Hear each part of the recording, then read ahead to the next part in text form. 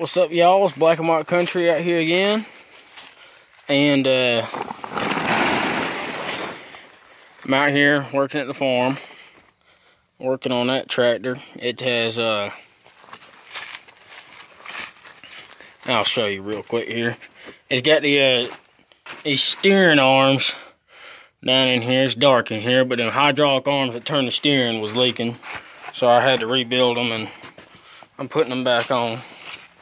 But we got this new tractor here. It's a Allis Chalmers 160. It's a little tractor. It only makes about 40 horse, but it's a good little bush hogging tractor. And when we hooked it up to the bush hog, wanted to hook it up to the bush hog, we wanted to hook it up to the nice, you know, Kodiak, but that tractor couldn't steer or turn or do nothing, so we had to hook it up to this old John Deere. And this John Deere, I mean, it's a piece of shit. But not really because it's old. I mean, not really because it's a John Deere, but more because it's old.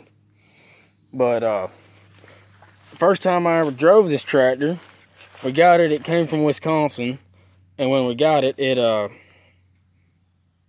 wouldn't start, and it still don't start. And I'll show you.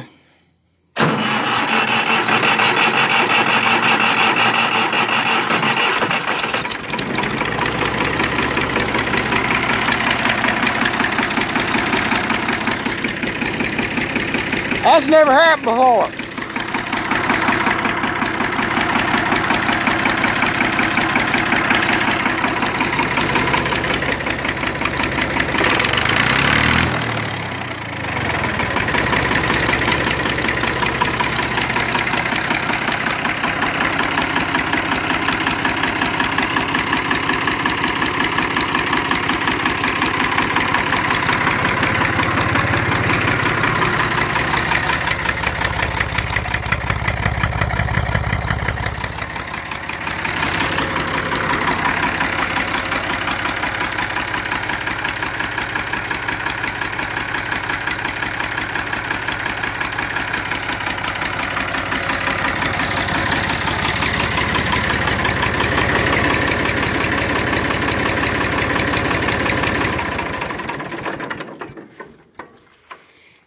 I swear that has never happened before. It has never fired off like that. Normally we have to pull start it. But anyways, when we got it, it wouldn't start for whatever reason. I mean, I tried jump box, jumper cables, whatever else. Ended up having to get my neighbor to pull it up the driveway here. And we've used it here a little bit, bush hogging and things like that. We originally thought it was bad fuel, so we changed the fuel filter, cleaned out these bowls, and these bowls are still gotten dirty again. So I think that there's just a lot of crud in the gas tank. But the first time that I got to actually use it for anything, this this lever connects the throttle cable that goes into the injection pump is on the other side, and you can see this the rod right there, and that's the arm that goes to the injection pump that increases your throttle. And this right here, so you got your foot throttle, that pulls your foot throttle independent of your hand throttle. You got your hand throttle, comes down here, and it moves your foot throttle and your hand throttle.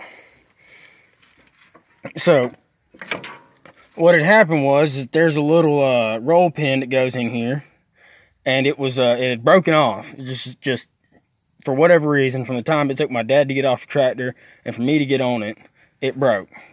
So I drilled it out. I had to have a drill with an extension and everything else.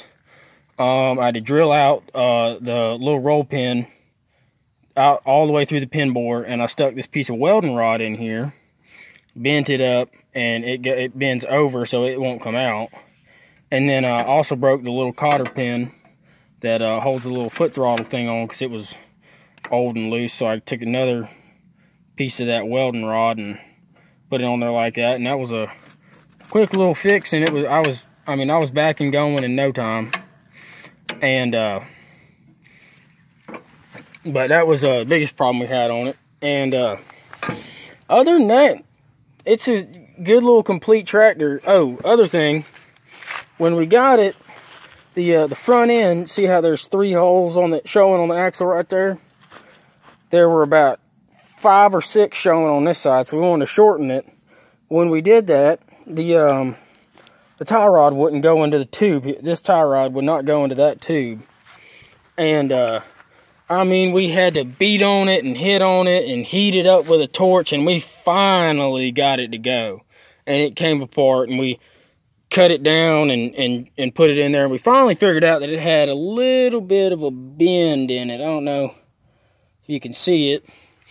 It's got a little bit of a bend in it that was making it bind up and not want to come out.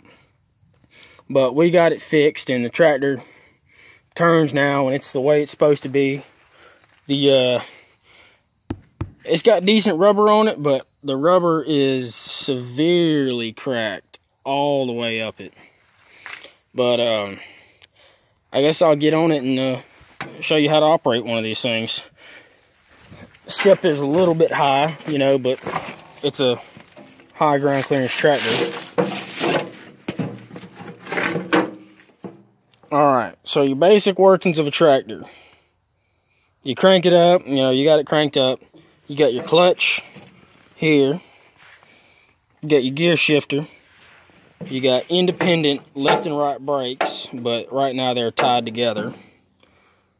And you got your range selector. So this tractor has 2 ranges. It's got low and it's got high. And you put it in one of these 6/4 gears, and then over here is reverse. And over here you got your PTO lever. You got it, if you got it back like that, that's PTO disengaged, I believe. Been a minute.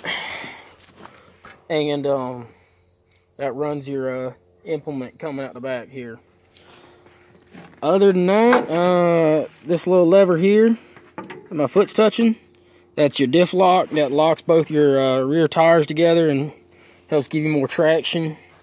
To shut the tractor off, this tractor obviously has no key. Even if it did have a key up here, if I turn the key off, it won't do anything, because killing the electricity to a mechanically injected diesel engine will do nothing. It does not need electricity to run.